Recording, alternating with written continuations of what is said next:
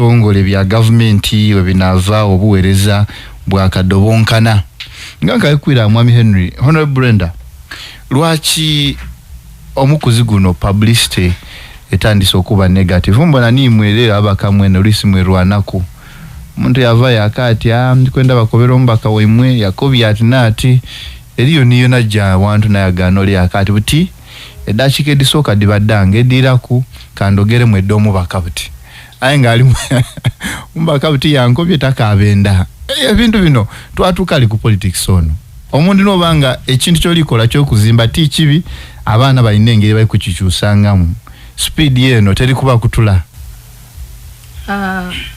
mukulu Grace ekyensobola okukoba sawa gino nti obo mukulembeze olina okuba very dynamic obo mukulembeze nakozesa ekintu ekiri general nti olina okuba ne qualities gy'omukulembeze approach ematteringa ino and eriyentumula eriwe nako gino nti abantu abandi byamakulu tibabiwa makulu ayi bataka ine bintu ebyononekere mu Luganda bakireta kusa ebyamakulu tebabiwa makulu naye baagala ebyononese so mulembo gwe tuli mu gwa social media era mukulu Grace we need to tetaga ine kigambo awareness okusomesa abantu especially mu bavubuka twetaga ine ekintu awareness neri abana bato era of recent at least following and abaire makerere nga tuli kusomesya abana ono sexual reproductive health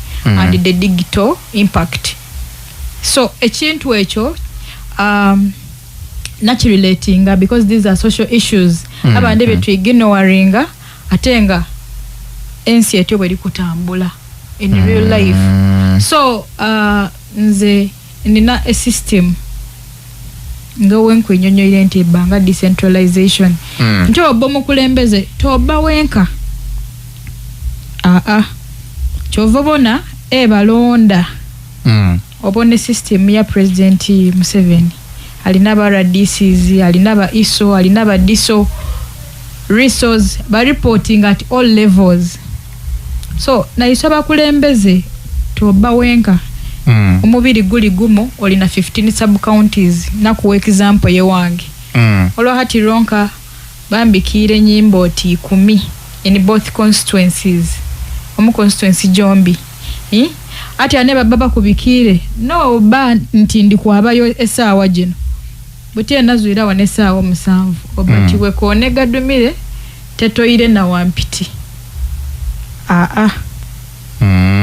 ati ano ku simplifying osobola kwabako kunyimbo oti ejo sobola because enzire ejo bitamu olina okuba mindful nti weno olina bulamu bumo olina okuba mindful nti time bazike sawa moiza ntero okivunula mongere je tutesyamu e Kampala speaker kubaka de sawa 8 okuherekere ikaliro kwe sawa 8 obati we kutulemu bakutumire kuchika haina Kampala mu parliament edye baba betere oya baba wabe mu machine noteka we face yobe chinkumu era gerine era chovo bone twabe tuli kubite biru yasokereka kusoma quorum buti abasome quorum already it is automatic uteka mu chinkumu automated ederi na libali some wa speaker and attendance so buti ewe kulungule ibanga toli kuchika media niye kuba actually bantu bo babiwulire mawulire abachise bameka after a certain period of time wabawe general assessment naona nyere you must have a personal assessment oli tuchirire buvunanyizibwabo so generally this whole game of politics batutuma buvunanyizibwa how do you balance or balancing otia your work in Kampala because to be honest omukulu Henry a challenging babaka nti we need the research we have forums ejitu yamba ko okole research we have policy analysts tuli nabantu banji abo lino kubitamu okubantu tebolinga some of these issues. The only problem actually where I see MPs you have a problem, you've recruited unqualified police analysts. Not having a degree makes you a police analyst, but being informed articulate and critical thinker. Is what makes you a good police analyst, and that's why there are challenges. They are not doing their work, they are just earning a salary. Recruit competent staff. Mr. Henry, I am not the appointing authority. How I wish Nabaya no buyinzi of being an appointing authority. Because me, I have gone through UMI and I've done monitoring and evaluation. You are the right people to do. When you talk of expertise, nchitegera, you know, because we really need expertise. Mukulu Grace nabaire Nigeria last week. Ne committee ya budget. When twabeyo twaba ku benchmarking. One member of parliament about with almost abana ba staff 40 makumiana, even here in Kenya. The reason why babana cho yuso wano tuchibula budget constituency development fund. Yes. And they get like for Kenya, I'll give an example of Kenya. Basuna 1 billion. 1 billion. It's an equivalence of 1 billion. A member of parliament Jasuna to run. So nabane staff yabantu makumiana to run that money. So ndigazi yako kuwa the other example nti iswe they pick out expertise to appropriate atolo onda mobalonzibu. So how I wish I had the authority, because I know what it means by expertise. Otumwire ku analysts. So no, it's not all about analysts. We need a serious experts. Okubanga bakola monitoring and evaluation. It is one thing echitulemere. By the way, in Nigeria, for them they have even boards. In our training, but by the qualification, do you have doctors who do analysts, who analyze your things? Because bali gazi yako okulwanisia. Because an MP needs an economist. Bali gazi yako okulwana ensi yawe kulankula inetia. Now we are at national level. Ibo bakwaite echibuganga jinja. I think they compensated the people 10 years ago. It is now the current Abuja. Oh, yabayo Ebola Okada, that is tuk Okada border borders. It is purely administrative. Diobula muboli. Oh, yabayo, it is yeah, I've been to Lagos and Abuja. They are totally. If you've been in Lagos and Abuja, they are two different. They are two different. Abuja is very clean. There are Okada and just like you see. Yes. Now, I have not said the Kampala, but body ingirire the way 10 years ago. But if you do an analysis of 10 years ago, nowhere to lesa weno. I have a belief. Nti tusobola okutuukayo. Unfortunately, Mr. Henry Wakobere, if that money like it was proposed into Sentejo, facilitation yomubaka okole milimo jiri kuzwa no the rationalization now. Yes. If that money is saved and utilized appropriately, we can be there. Yes. Because Uganda, by the way, tuli innocent. Obalemu from he has been in government. Obalemu statistics. Buchanga, I think let's use the word independence. Buchanga to sona independence. Calculate the budgets of this country. Now the current budget is 72 trillion. 72 trillion. What beats my understanding in the budget increases. Aye buli kisera butinga my new sub counties. Nze ekaliro nina new sub counties. Eje izire mu kisanja kihoire. Up to now they cry budget cuts. Era bana basinga but they try to strain. I am not administration blocks. They savings. Because now the sub county the sub county is now going to be the epicenter for implementation of all government programs, not even district. What sub county with arena extension workers. And now as MPs, your eyes should not be even on the district. Mujep sub county chief, agriculture officer, veterinary officer, and accountant. They must be able to have regular meetings and file their outcome resolutions carries out areas, what they intend to do, and where they have failed and suggest solutions. And as an MP, C5 following kwao nikao. You see, they can follow, but an MP has interest in his oversight, of course. Oversight. Because now the money which has been going on UCDA, you must force agriculture to channel it up to down. Kale. Ona Brenda unzika kwechoni. Anti chembaire ndi kuinyonyola. Nti as a leader you don't be alone. Era iswenga babaka our role tujizanya. You ensure nti a budget ye ikalirewo etuukireyo. Era mukuru Grace, I have to give you information information eje ndikuwa nti iswebu chatu abamu parliament. The budget of Kaliro has risen from 30 billion.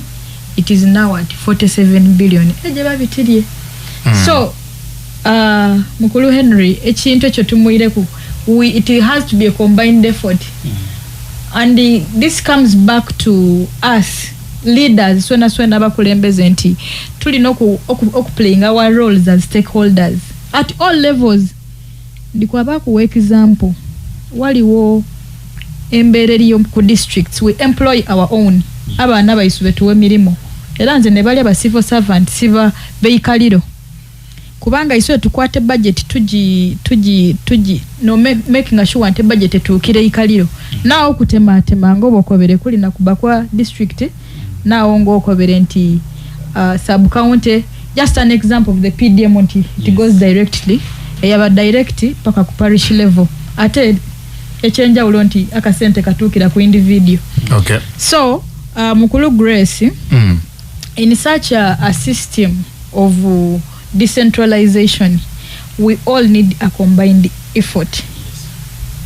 Emirimo gine je tuwabana, sometimes they are human beings. I'll use the word, they are human beings. Nti they can make any mistake. Ayenze nkubirizia all civil servants and akankozesa ekigambo all contractors kubanga civil servant yasu no contractor eyakole ye project amadwalira aba age tuli kuzimba amasomero ge tuli kuzimba mumanye nti gabana baisu oyinza okulizimba ku bibi ayo mwana weizo yasomera. Look at an example of COVID. That pandemic where izire there was a lockdown. Bakulokingire down in Kaliro, and the only option is to go to Bumanya Health Center for. Ayenga idwalire wazimbire mo yaba kubadmitted. So binebintu you like it or not, we need to tuli kulingira efficiency and effectiveness. Kalebale in honorable Alex Ngobi, ngeri ki government yeso okuongera mu efficiency mu bitongole byayo kuwereza ni departments rationalization ono balika nti ni kuimu government bya taking zone kiche chini choloza nti wekyongerwa kuokolebwa omuntu wa wansi yakaganirwamu ekisokera akirala nekyo kulondola budget jeba temye kubanga sente dino isinga kusigala mu bantu bana abato abasokerwako. Okay. So Singapore end user monitoring of the funds being allocated to the given area, it can improve on the services being delivered. Ngobi Alex, wabuza government monitoring wedaka anti bagikola. Chichi wecho, what is unique fashion of monitoring joinda bakole? Kuwa wedaka anti monitoring ekolebwa.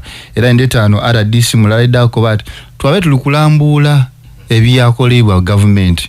Obutoyo obuzimbibwa bajaba bulambula bwa masomero engudo bakaba dirambula amalwaliro.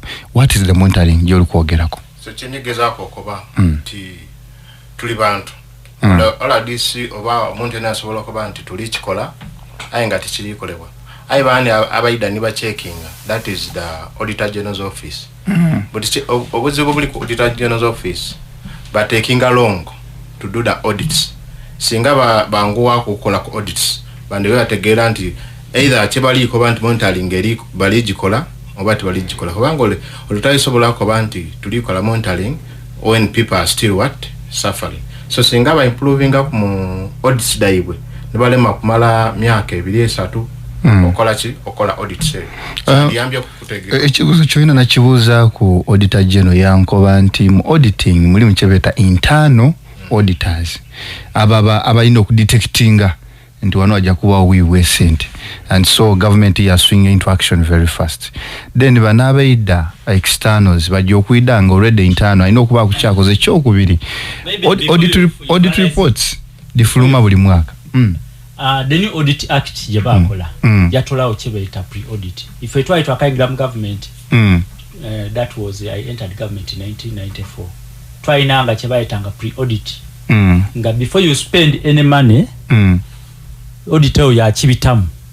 Now new audit act yatawo internal auditor general which came around 2000 something, I don't remember the year, yatolawo pre-audit, which was a very big mistake. And Honorable Brenda, I think you need to amend that law. You need to amend the internal audit act such that pre-audit is a must. Now the other problem where monitoring, you cannot take a politician who is not technical to monitor a building. If you are going for a building, get an internal auditor, get an engineer, certified, not these fake engineers of ours. Certified engineer, at a get out to interpret the BOQ, or Jenny bills of quantity. Eranza abantu bayujaba complaining elugudo batakwe milioni 3 kuzira maramu. Yani akwati lugudo kilomita 10 milioni 3 bimala amwe contractor ino. Bobolijo monitoring elo bolijo kwogera, and even the politicians first before you go on ground do desk work, get a BOQ. Go with a team of technical competent people, not masqueraders. Is an acting engineer without papers. It cannot even interpret a bill of quantity. So that's where government needs to put its emphasis.